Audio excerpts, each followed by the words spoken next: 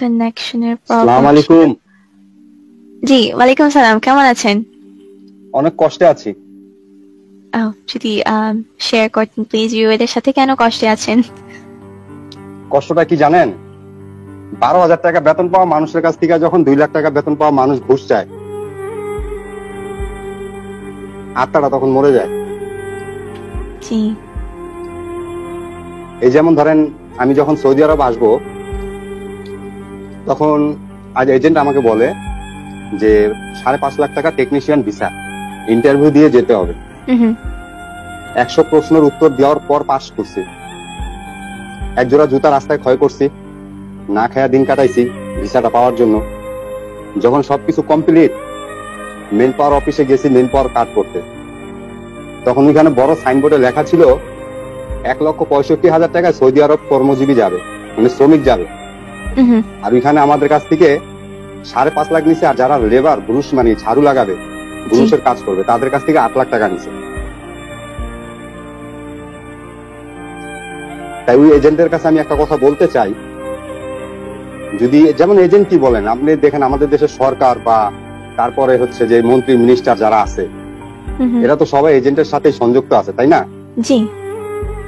তো আমি তাদেরকে একটা মেসেজ দিতে চাই যে যদি আপনারা কোনোদিন অসুস্থ হন আর যদি বিছানায় পড়ে থাকেন, টাকার বিনিময়ে একটা লোক পাবেন যে আপনার রোগ বয়ে বেড়াবে। আমরা আমাদের সর্বোচ্চ ক্ষয় করে তারপর বিদেশ আসি, আসার পর শুনি যে বেতন নাকি 33,000 টাকা, কারো 21,000 টাকা। যারা 8 লক্ষ টাকা দিয়ে আসছে তাদের বেতন 21,000 টাকা। তো কত বছরে এই টাকাটা উঠাবে? যে 8 লাখ টাকা দিয়ে আসছে কত বছর উঠাবে? আমি 5 লাখ টাকা দিয়ে 5.5 লাখ টাকা দিয়ে আসছি, আমার 3 বছর হয়ে গেছে, আমি টাকা এখন উঠাইছি। এই 3টা বছর আমি দেশে কাজ করলে যে 12,000 টাকা বেতন পাইতাম, এই 3 বছর আমার আরো 3 লাখ টাকা হইতো। মানে কি কথা হইলো কি জানেন, মানুষ টাকা দিয়ে সুখ কিনে, আর আমরা প্রবাসীরা টাকা দিয়ে দুঃখ কিনছি।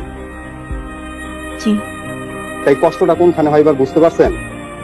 যারা এই যে এজেন্টরা 2 লাখ টাকা 2.5 লাখ টাকা মাসে বেতন নেয়, আর আমাদের 12,000 টাকা মাসে বেতন পাই, আমাদের কাছ থেকে ঘুষ চায়। ঘুষ দাও তাহলে এই কাজটা হয়ে যাবে, ঘুষ দাও তোমার ভিসাটা অনেক তাড়াতাড়ি হবে, তোমার যে ফাইলটা নিচে আছে ওটা উপরে উঠে যাবে।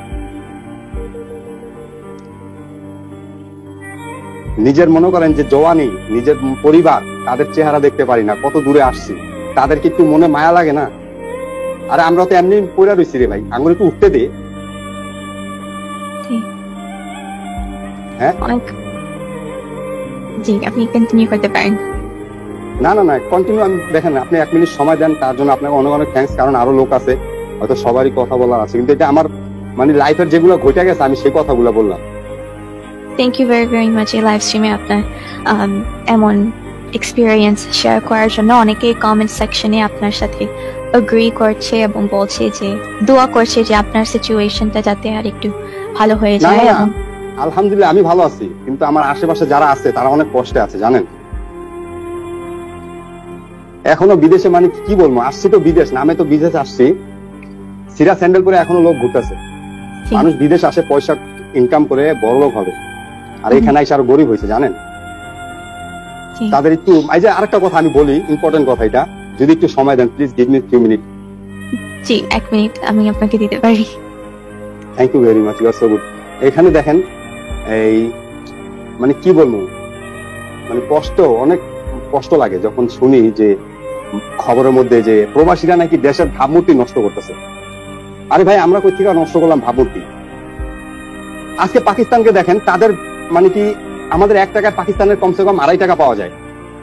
আমরা একসাথে আসছি বিদেশ, পাকিস্তানিরাও আসছে, বাংলাদেশিরাও আসছে, আইসা রুমে এক জায়গায় বসে গল্প করতেছি, তোমরা কত টাকাতে আসছো ভাই? তো আমরা বললাম যে আমরা 5 লাখ টাকা দিয়ে আসছি। আর পাকিস্তানিদের জিজ্ঞেস করলাম, বলে 2 লক্ষ টাকাতে আসছে। তো ওই হিসাবে বাংলাদেশের 1 লক্ষ টাকাতে আসছে ওনারা। আজকে আমাদের এখানে অনেক বাঙালি আছে যারা মনে করেন পাকিস্তানিদের বাথরুম পরিষ্কার করে, কারণ তাদের টেনশন নাই, 2 লাখ টাকা তো 1 বছরের মধ্যে উঠাই লাগবে। আর যারা 8 লাখ টাকা দিয়ে আসছে তাদের কমসে কম 5 বছর লাগবে। মানে কি আমরা যে 1971 সালে পাকিস্তানের গোলাম ছিলাম, এখানে এসে সেই গোলামি হয়েছে। আর ওই যে আমাদের কি জানো, ওই ফরেন মিনিস্টার আব্দুল মমিন কি নাম জানো, উনি বলে যে প্রবাসীরা দেশের ভাবমূর্তি নষ্ট করতেছে। আরে বেটা, তোদের দেশের এজেন্টদেরকে বল না যে আমাদের কাছ থেকে ন্যায্য টাকাটা নিয়ে 1,65,000 টাকা সৌদি আরব আসে, সেখানে 8 লাখ টাকা কোন হিসাবে নেয়? আমরা দেশে এসে চুরি করবো না, বাটপারি করবো না, কি করবো? তাই মারামারি করবো, লুটপাট করবো না, তো কি করবো? টাকা কোথা থেকে আইবো? ওদের কি কমন সেন্স নাই? এত পড়ালেখা করে এত বড় মন্ত্রী হয়েছে। ইন্ডিয়ার লোক আসে 1,80,000 70,000 টাকা দেয়। কেন ওদের থেকে কি আমাদের দেশটা কি এতই পিছিয়ে গেছে নাকি? নাকি ওয়ান্ডার মতন যে মার্কেটে গেলে ঠেলা গাড়ি নিয়ে টাকা ভরে যাবো আর এতটুকু নাস্তা নিয়ে আসবো, ওই দেশ হয়ে গেছে নাকি আমাদের দেশ? আমার মনে হয় বাংলাদেশের মন্ত্রী মিনিস্টাররা জানেন বাতাসে মন্ত্রী মিনিস্টার হয়েছে, জেনুইন ভাবে হয় নাই। ঠিক আছে, ওই 71 সালে যে বাথরুম পরিষ্কার করতো পাকিস্তানিদের, আজকে এখানে এসে ওই টাকার জন্য, শুধু একটু টিকে থাকার জন্য এই কাজটা ওদের করে, কাপড় ধুয়া দেয়, জুতা মুছা দেয়। ওদের কি একটু কমন সেন্স নাই? আপনারা খুব খুব কষ্ট হয়, বুঝছেন? তাই ওনাদের আপনার তো ভালো পপুলার, আমি দেখছি আপনার ভালো সাবস্ক্রাইবার আছে।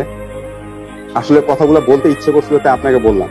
আর যদি কারো খারাপ লেগে থাকে, আমি so sorry, please forgive me, কারণ আমি কথাগুলো বলছি আমার অনেক কষ্ট তাই। কারণ এখানে একটা জিনিস চিন্তা করে দেখলাম, রিয়েলাইজ করে যে ওইদিনকে আমি ইউটিউবে দেখলাম একটা লোক মানে কি কিছু কথা বলতেছে যে আজকে 22 বছর ধরে আমি বিদেশ করতেছি, এখন আর পারতেছে না, তার শরীরে কুলাইতেছে না। সে বলতেছে বউরে ফোন করে যে আমি আয়সা করতেছি। আবার বউ রিপ্লাই দেয় কি জানেন? এখন আইসা কি করবে, এখন অনেক কাজ বাকি আছে। আরে 22 বছর বেচারা দিয়া দিছে এখানে, তুই তো আর একটা পরকীয়া প্রেম করে ভালো আছো। এই লোকটা চিন্তা করছো একবার?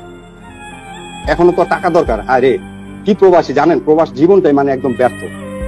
ওই যে কথা আছে না, টাকা দিয়ে মানুষ সুখ কিনে, আমরা সত্যি দুঃখ কিনছি।